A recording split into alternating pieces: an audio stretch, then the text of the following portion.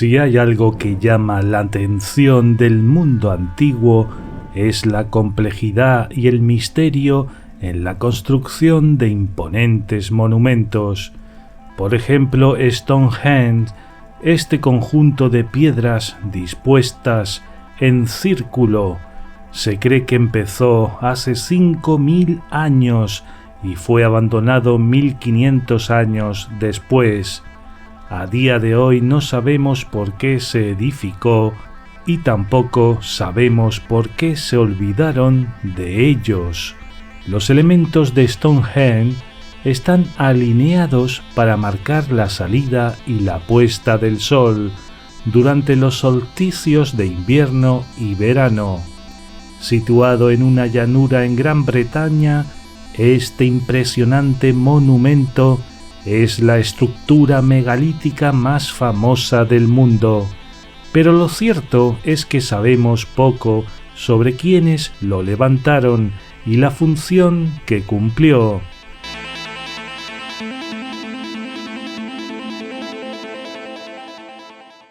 Allí, en la planicie de Salisbury, en el condado de Wiltshire, y a unos 130 kilómetros al oeste de Londres.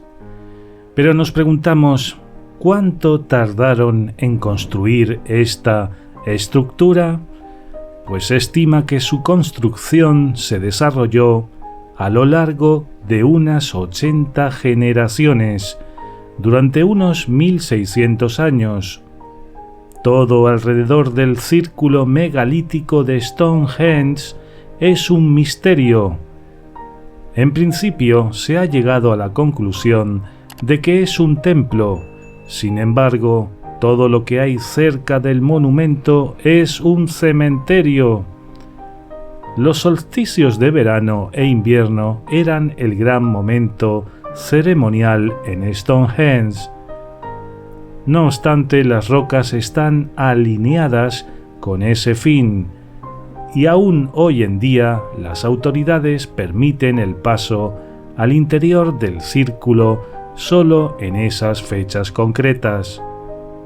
El conjunto que hoy vemos en pie está compuesto por un círculo interior con 6 grandes bloques de piedra, rematados por 3 colosales dinteles, y por un círculo exterior de 17 monolitos con dinteles.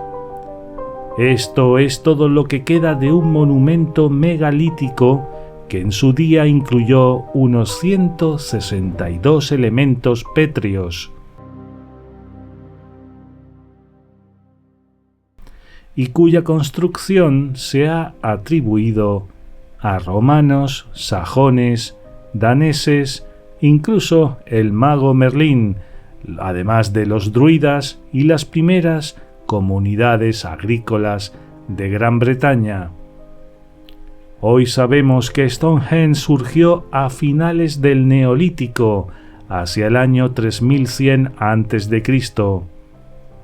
Durante este periodo de la historia se produjo el paso de las bandas de nómadas cazadores-recolectores a las sociedades agrícolas, sedentarias y que dependían de cultivos y animales domésticos. Esa época se asocia con el nacimiento de nuevas prácticas religiosas, centradas en monumentos de carácter permanente, hecho relacionado con el asentamiento de las comunidades humanas en un territorio concreto. De estos rituales son testimonio los monumentos megalíticos presentes en Gran Bretaña, Irlanda y la costa atlántica de la Europa continental.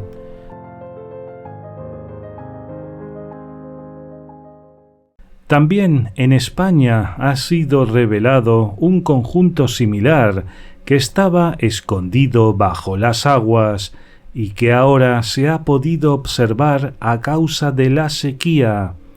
En concreto, en la provincia de Cáceres, la bajada de uno de sus embalses ha dejado al descubierto un círculo de decenas de piedras prehistóricas conocidas popularmente como el Stonehenge español.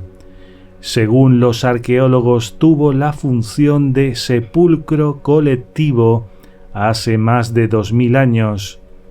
El descubrimiento de este monumento histórico es una gran noticia para la arqueología, puesto que desde el año 1963 solo se ha vuelto completamente visible en 4 ocasiones.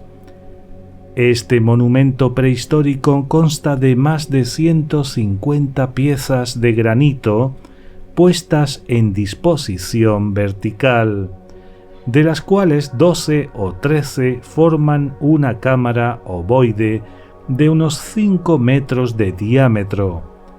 Esta cámara está precedida por un pasillo de acceso de más de 5 metros de largo y de aproximadamente 1,5 metros de ancho. Durante el Neolítico, no obstante, no es exactamente como el monumento Stonehenge. Un cromlech es un monumento megalítico compuesto por piedras, normalmente menires, introducidas en el suelo y que adoptan una forma circular, muy parecida a un muro o elíptica. Esta es la categoría de Stonehenge, que como hemos dicho antes fue construido entre los últimos años del Neolítico y principios de la Edad de Bronce en el condado de Wiltshire, Inglaterra. Los arqueólogos e historiadores no consideran al dolme de Guadalperal un cromlech, por lo que los medios de comunicación han incurrido en el error frecuente de denominarlo o compararlo con el Stonehenge británico. Volviendo al tema que nos trae hoy aquí, el monumento de Stonehenge recientemente, en unas investigaciones arqueológicas en The Hidden Landscapes Project de la Universidad de Birmingham y The Stonehenge Riverside Project de la Universidad de Sheffield, financiado por National Geographic Society, y que testimonian que unos 1000 años antes de la construcción de Stonehenge, la planicie de Salisbury albergaba grandes túmulos con enterramientos colectivos, conocidos como long barrows o llamados también túmulos largos. En este paisaje ceremonial, los agricultores de finales del Neolítico construyeron un terraplén y un foso circular de unos 110 metros de diámetro. Esa fue la primera fase de lo que luego se convertiría en Stonehenge. Le siguió unos 100 años más tarde una segunda fase con la construcción de estructuras de madera en el interior del terraplén. El monumento que hoy contemplamos corresponde a la tercera fase constructiva entre 2600 y 1600 a.C., cuando se levantaron los grandes bloques de piedra que le confieren su aspecto singular. La construcción de este monumento es evidente que llevó mucho tiempo. El nuevo monumento erigido en el área central del terraplén era un círculo pétreo con un diámetro de unos 30 metros. Sus constructores emplearon probablemente cuerda y postes de madera para marcar un punto central y la posición de cada megalito alrededor de aquel. Se supone que cuando los grandes bloques de piedra arenisca sarsen llegaban a Stonehenge, los canteros les daban el tamaño adecuado y pulían su superficie. Después se levantaba cada monolito en el lugar asignado.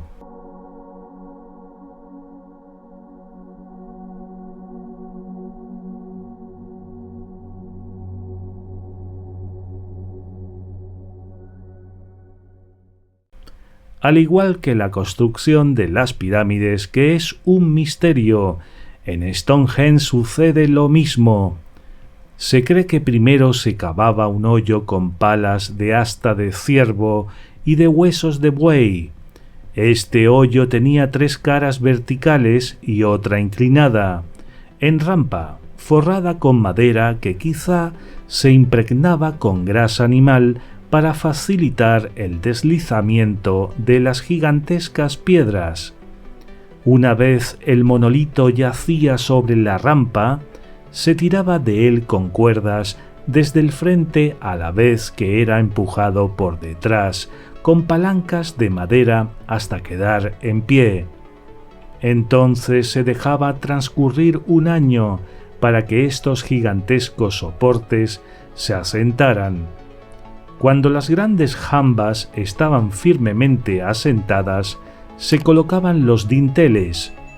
Posiblemente eran trasladados hasta su emplazamiento mediante rodillos y luego eran izados sobre los bloques de arenisca, usando una rampa de tierra o un andamiaje de madera. Pero los dinteles no descansan en las jambas sin más. Para dar estabilidad a su obra, los constructores de Stonehenge emplearon un sistema de caja y espiga que conectaba los soportes y los dinteles. Un dato curioso es que los dinteles no descansan en las jambas sin más. Para dar estabilidad a su obra, los constructores de Stonehenge emplearon un sistema de caja y espiga que conectaba los soportes y los dinteles. Además, los extremos de los dinteles poseían alternativamente lengüetas y muescas, de manera que la lengüeta del extremo de un dintel encajaba en la muesca tallada en el extremo del siguiente.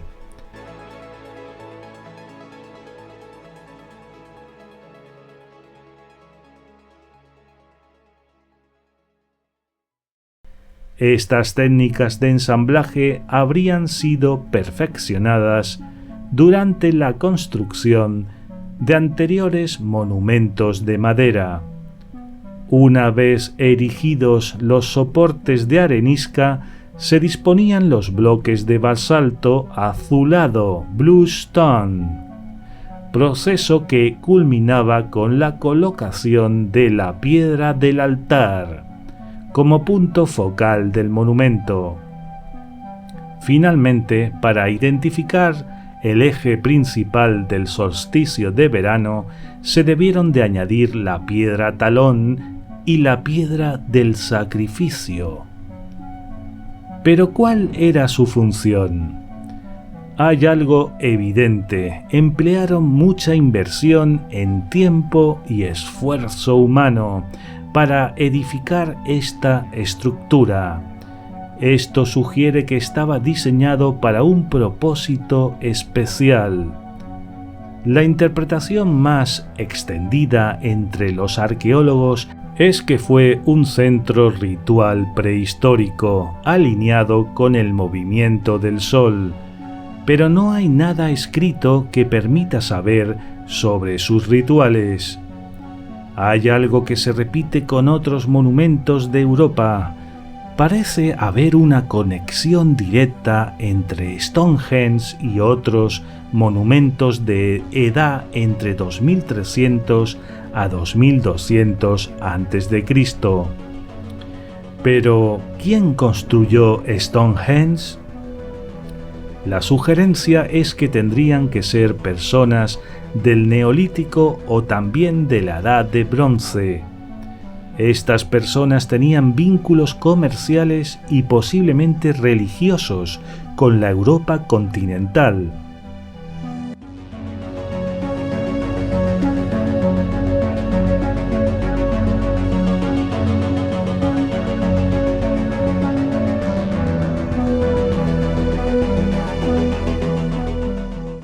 Iniciamos estos relatos de secretos y misterios, en este caso del planeta Tierra. ¿Te gusta? Ya sabes, déjame tu like y comparte, y suscríbete si no lo has hecho, y tendrás la mejor información. Un saludo a todos.